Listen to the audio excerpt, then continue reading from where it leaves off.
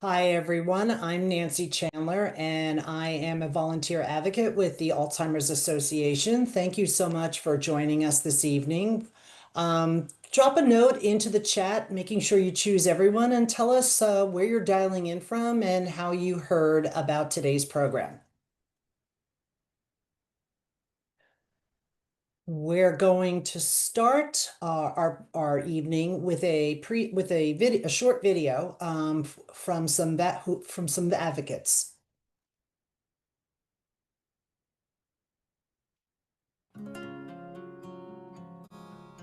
I advocate because in my family of 3 generations, the disease of Alzheimer's has been evident. My grandfather died of Alzheimer's disease, and my mother died of Alzheimer's disease as well. Sometimes I wonder what the future holds for me. Because in 2018, I lost my dad to Alzheimer's disease, and I feel robbed of so many memories we could have shared. He never met my daughter, and I'm scared for my own future and my children's future.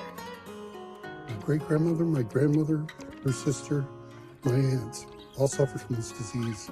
It tears the family apart. I was diagnosed myself in 2015. We need to stop this disease. My family suffered, and we have to stop others from feeling the same. This past April of 2024, I lost my mother to Alzheimer's. Because I was a caregiver for my mom and watched her disappear a little bit every day. And now I want to fight on behalf of the friends, family members, and neighbors who are also living with this awful disease. The end of Alzheimer's begins with you and me. The end of Alzheimer's starts with you and me. The end of Alzheimer's starts with you and me. Alzheimer's starts with you and me. The end of Alzheimer's starts with you and me. The end for Alzheimer's starts with you and me.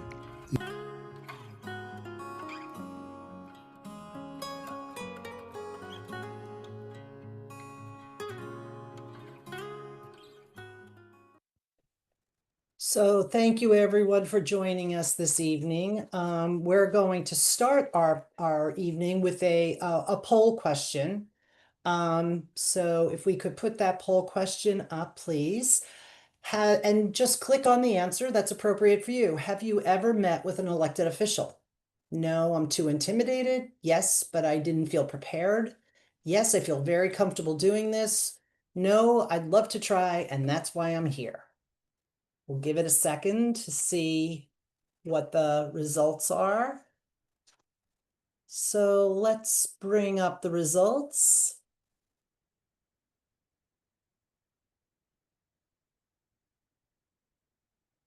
Terrific. So almost all of you have are here because you want to learn more. And we also have people who feel very comfortable. So this is a terrific group, and we're really glad you're here. We're going to go over, I'll go over the agenda now. We're going to hear from some really very seasoned, very talented advocates across New York State. We'll talk about why I advocate, how you can fit advocacy into your life, how to engage with elected officials. We'll briefly review our current federal policy priorities, and then we'll have some time for Q&A and, of course, our call to action. So our first speaker this evening is Tamara Minter, and she's from Pittsford, upstate in New York. And Tamara is going to talk to us about why she advocates. So take it away, Tamara. Good evening. My town of Pittsford is between Buffalo and Syracuse near Rochester. Advocacy is in my DNA. I'm going to share my journey in becoming an advocate. I was born in Akron, Ohio, home of LeBron James and once the rubber capital of the world. In the 1960s, my mother, who attended business college, sought employment in our town. The rubber factories were not hiring women of color at that time. My mother went to work 25 miles away from our home for United Auto Workers Chrysler plant. She later became an international president of the Office of Professional Employees International Union. Be sure, by the time my mother retired in the 1980s, the rubber shops were hiring women of color to work in offices. She later would serve as a 1980 delegate to the Democratic Convention, supporting Senator Ted Kennedy, who was promoting universal health care. Therefore, I saw advocacy firsthand for 18 years, prior to going to college and thereafter, from my mother. Advocacy works. I became a recipient of how advocacy works. Spring of 1970, students across the nation were protesting, and students at Ohio State University demanded that the university increase the number of students of color on campus and provide scholarships and support to students of color living in the state of Ohio. I was recruited into Project 100, representing 100 students across the state of Ohio to attend Ohio State University. My mother said to me, "Be sure you select a major where you will have employment." I majored in special education. I worked 41 consecutive years in 2 states and 3 school districts. Of course, while serving my students, I was always advocating for my students to receive the needed support and resources for their success. I even made it possible for teen mothers to obtain their high school diplomas. All of this was contingent on the legislation that made it mandatory for my students to receive the needed resources and services. Advocacy works. For 15 years, I supported and recruited persons in the greater Rochester community to attend the African American Health Symposium that was named after Gloria and Dr. Lemuel Rogers, that I knew personally. They both had Alzheimer's disease. I received calls from advocacy manager Lauren Ashburn to join her in meeting with legislative staffers and representatives. Not sure how she got my name. I've been asked to attend meetings with Congressman Joe Morelli, who is my congressional representative, and Senator Gillibrand. Both of these legislators had not yet signed on to our ask for Alzheimer's and dementia legislation. I have met with Congressman Morelli's staffers and found it easy to talk with them. Each time I left a message that I would be returning to see the congressman's support for Alzheimer's and dementia legislation. Congressman Morelli has signed on to 2 legislative asks. On March 17, 2025, Isaac Smith, our advocacy manager, and I met with Congressman Morelli to personally thank him for his support. Advocacy manager Lauren Ashburn asked me to go to a rural community very close to my home. I attended a town meeting with Senator Gillibrand, spring of 2023. As Senator Gillibrand shared her story about caring for her mother, I then asked her when would she sign on to Alzheimer's and dementia legislation.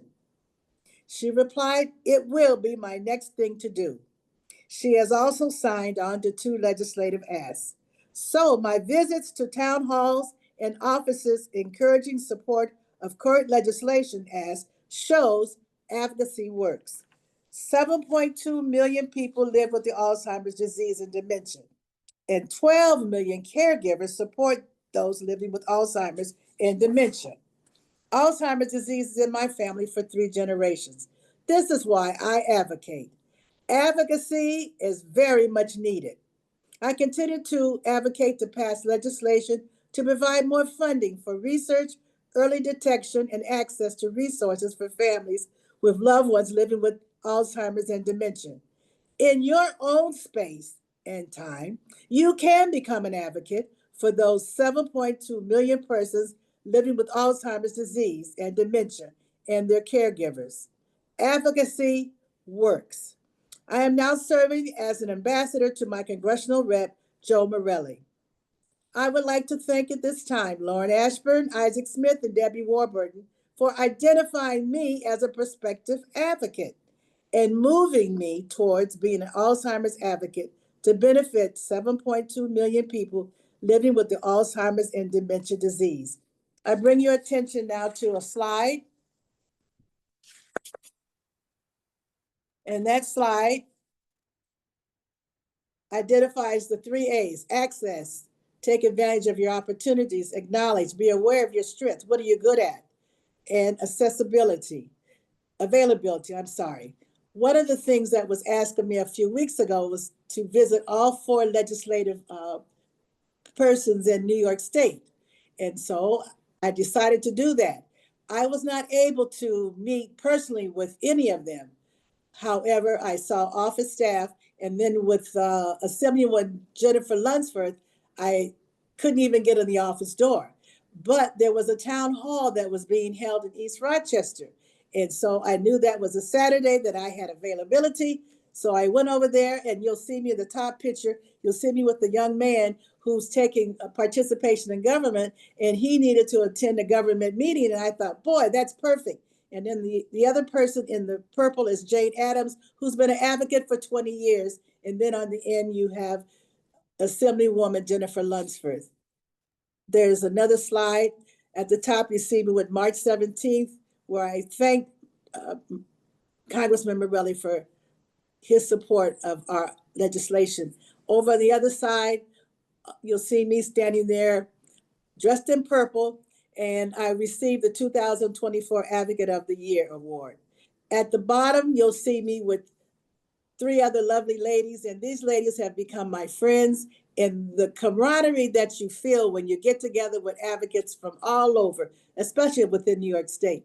The ladies in green, those women are in a women's group with me, and they wholeheartedly support the Alzheimer's Association and the work. And then finally, last spring, we went to Capitol Hill, and you'll see the New York State delegation. And we were just so proud and pleased that Congressman Morelli has signed on to our current, our former ask, and we're looking forward to him being completely supportive of everything that we're needing. Thank you. Thank you so much, Tamara. As you can hear, Tamara is very persistent, and being persistent is very important. And she does an amazing job, as you've just heard. I'd like now to introduce our next speaker, Dalma Rakelme, and Dalma is from the Bronx, and she's going to talk about how you can fit advocacy into your life. So take it away, Dalma. Thank you, Nancy. Good evening, all. My name is Dalma Riquelme, and I've been a volunteer advocate for Alzheimer's Association for the last 3 years. I became interested in volunteer advocacy with this organization after my mother's diagnosis of dementia. Alzheimer's dementia are not just diseases of memory loss, but it also steals one's own identity, independence, and human connection. As my mother's dementia progressed and her ability to care for herself declined, I wanted to do more in addressing the disease. I couldn't stop the progression of her illness, but I felt I could play a part in speaking to others about the disease and influencing policies. Being an advocate also helped me to feel connected, as caregiving can sometimes feel like you're alone in the battle. When I first joined, I did develop concerns of how to juggle advocacy responsibilities along with my other roles, which included work and caregiving of my mother during her dementia. But as an advocate, one is not alone. One is connected to a great team of volunteer ambassadors and other advocates. With the team of advocates I'm involved with, we coordinate well around each other's schedules. And when I had been unable to attend an event or meeting for unforeseen issues, the advocate team would step in and share afterwards the outcome of their meetings with me. Next slide, please. This slide shows me and the advocates meeting with Richie Torres, congressman of our congressional district in the office. There's a lot of flexibility with advocacy.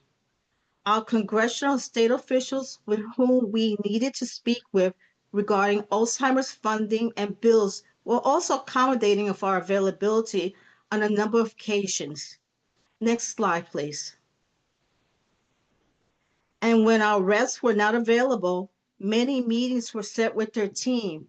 if not personally, virtually, as you can see in this slide. Next slide, please. Advocacy allows me to meet with my representatives at community functions where I share detailed information on policies and needs of the disease. Here I am, along with another advocate, at a community event hosted by New York Senator Sepulveda.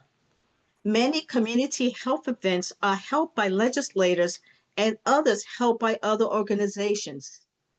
Here I was able to meet the senator while also meeting with others going through the challenges of the illness and provide them, their families, and caregivers with the needed service information provided by the Alzheimer's Association. Next slide, please. Alzheimer's Association aims Gather Voices link also allows one to record a short video from their cell phone, tablet, or computer, advocating to representatives for their support on related causes, after which one can post the video tagging their representative for their view. This link is available anytime one is free, which has worked well with my schedule. This video I was able to do in the foyer of my home after work and while my mother slept. Next slide, please. Letters to local newspapers are also an effective tool to advocacy for our cause. I've drafted letters to editors and have had one of my story and advocacy points published in one of my local newspapers. This allows not only my representatives to read my advocacy and know my story, but also reaches to many others in the community. Doing advocacy work through letters to the editor also works with one's schedule. I wrote my letters while sitting on my sofa with my feet up. Again, there's a lot of flexibility in advocacy. So I began advocacy because of my own personal connection to Alzheimer's.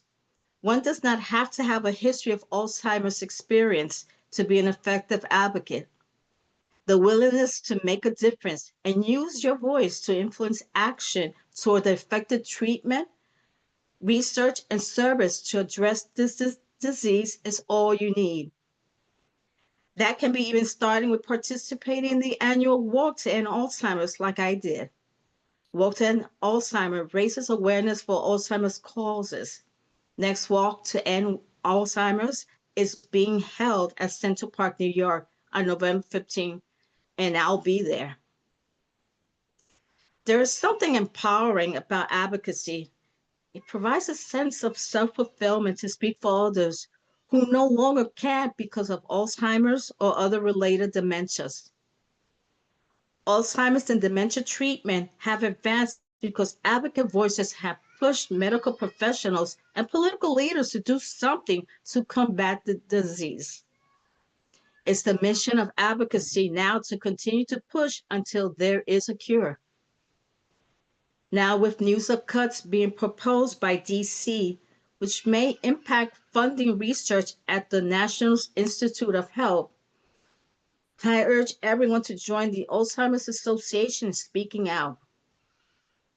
If there was ever a better time for advocacy, it is now. There's power in numbers. Together we can break down barriers to continue treatment and movement to end this disease. I thank you for your time. I hope you join us as an advocate. Now, back to you, Nancy.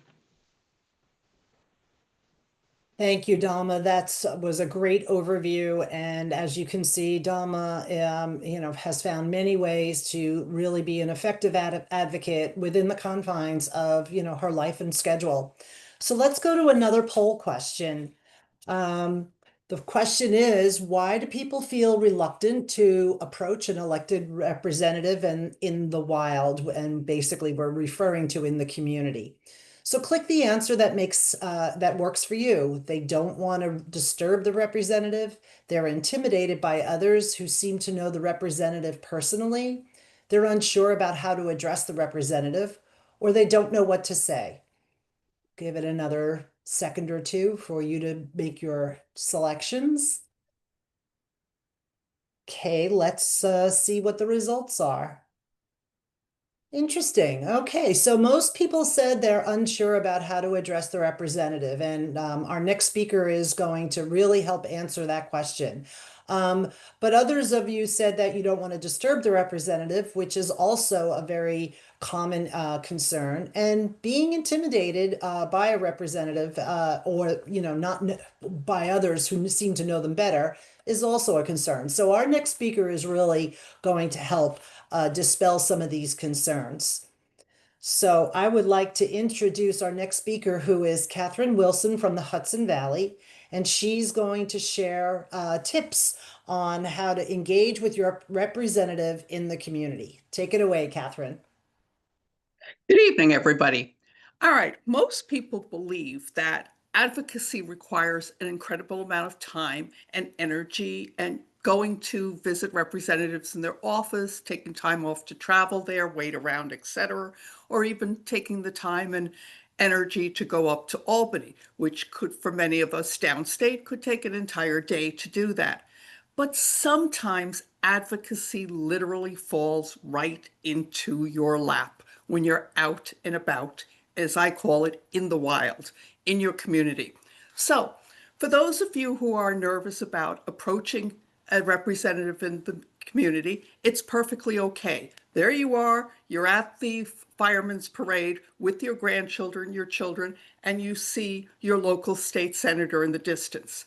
It is perfectly acceptable to go up and speak to them for a moment or two. Why?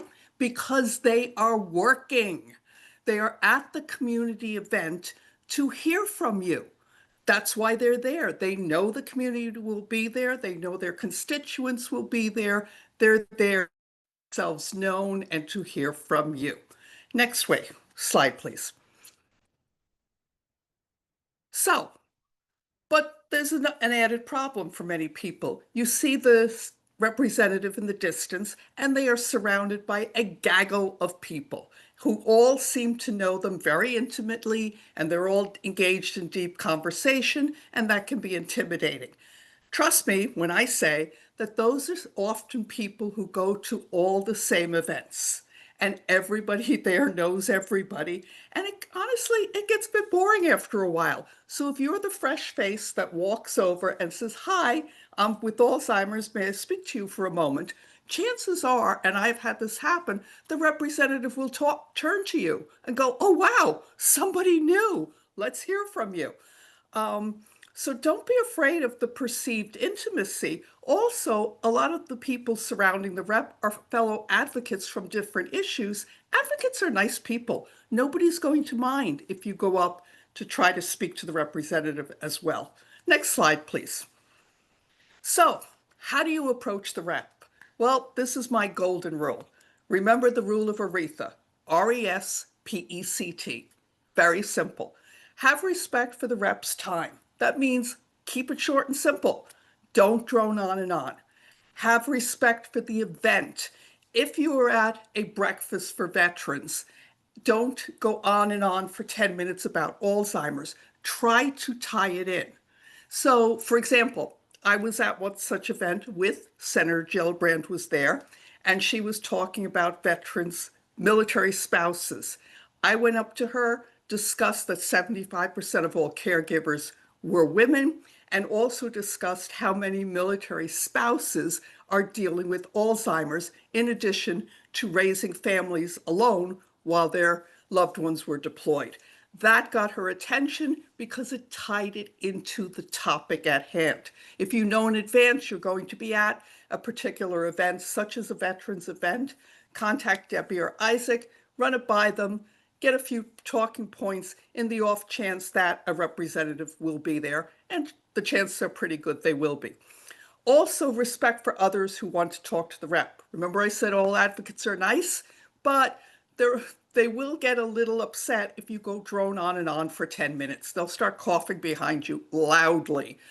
Keep it short and simple. Make one point, that's all you need to do. Thank them for their time and leave. Next slide, please. So, what should you say? Well, I find it's helpful to have an elevator speech prepared. And for those of you not familiar with that term, an elevator speech refers to the person you've always wanted to meet suddenly gets in an elevator with you at a hotel or wherever, and you've got the 25 seconds before the elevator hits the 5th floor to say what you have to say. So you practice something in your head that you can get out in 30 seconds or less, and it can be something as simple as thank you for your support of Alzheimer's issues. So some of these opportunities will come up very unexpectedly. You're there at the fireman's parade. You didn't expect to see a representative. Just go up and say thank you for supporting Alzheimer's issues.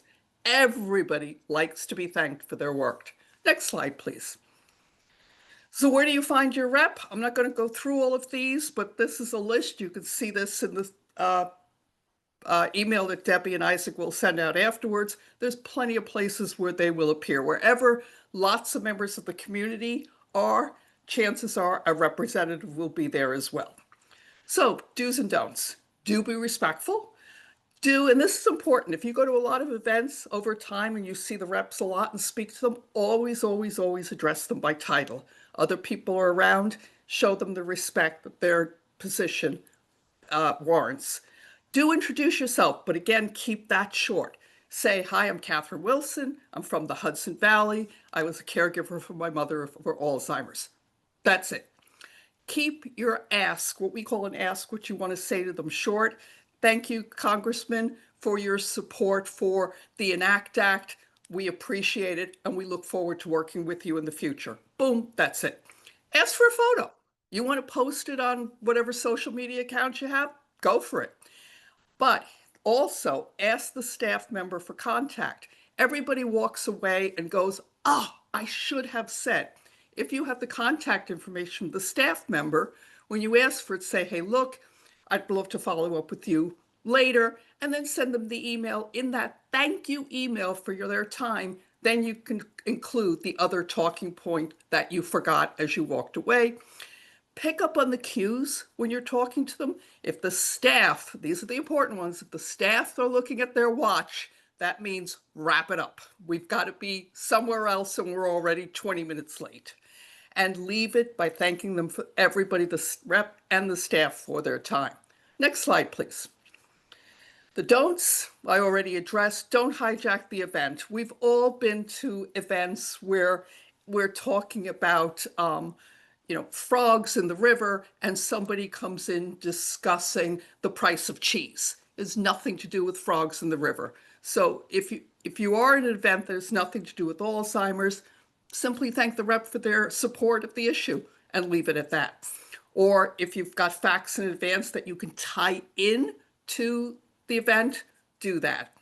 Do not ignore others waiting for their turn to speak with the rep. We're all in this together. And a lot of times we do cross-pollination with other groups. We sometimes need their help. Don't ignore the staff. They are the most important people.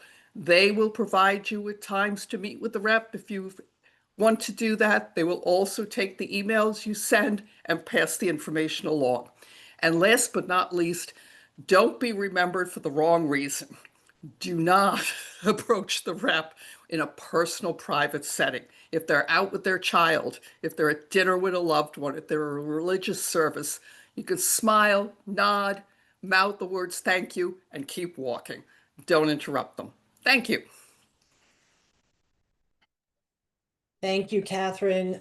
Some words of wisdom we can all benefit from, and I know you've been doing this a long time, so great information. So now we'll talk briefly about our federal affairs agenda and our legislative priorities. First one, which we have every year, are appropriations. And just a quick point out here on this slide, advocacy really does work. Thanks to the efforts of thousands of advocates across the country, funding at the National Institute of Health for Alzheimer's research has increased from $448 million in 2011 to over $3.8 billion today. So advocacy is really, really powerful.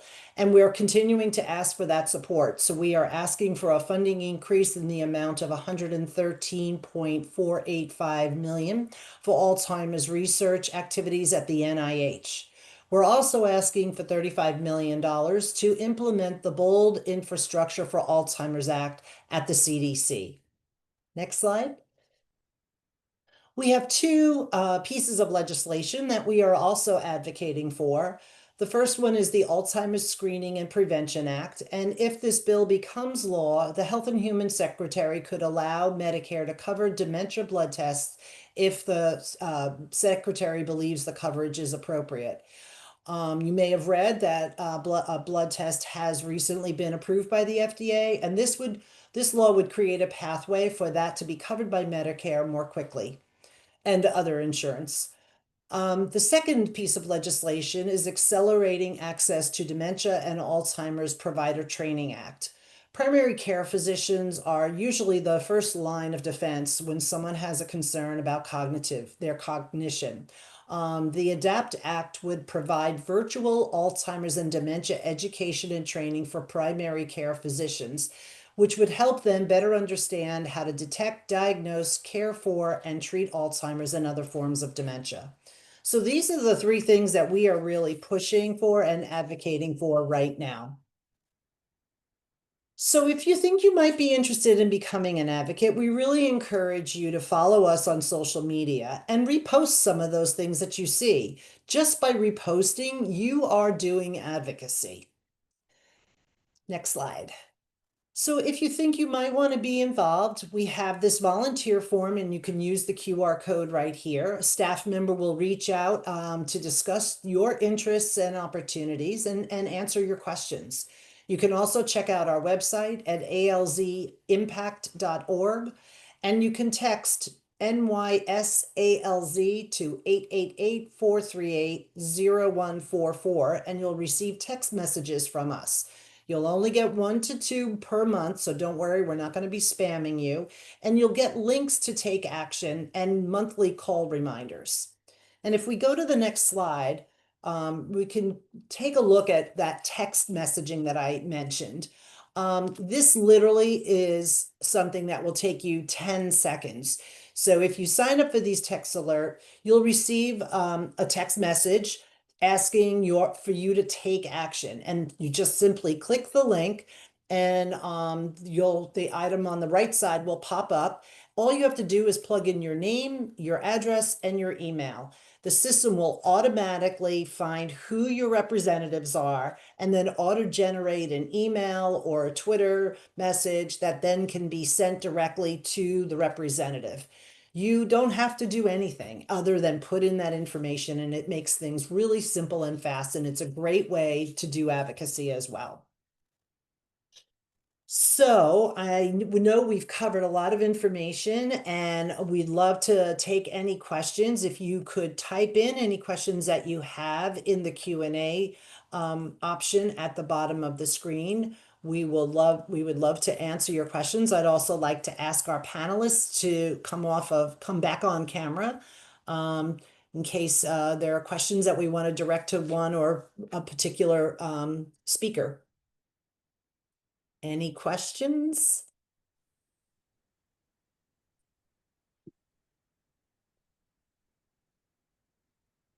I know it may take a few minutes. Will this slideshow be emailed to us? So we are recording this, and I'm not 100% sure if we'll actually include the slides themselves, but the presentation will be recorded and sent out. Debbie, I don't know if you want to add anything. No, Nancy, we can definitely send those a link to the slides as well as a link to the recording. Terrific. Thank you. Any other questions? Don't be shy.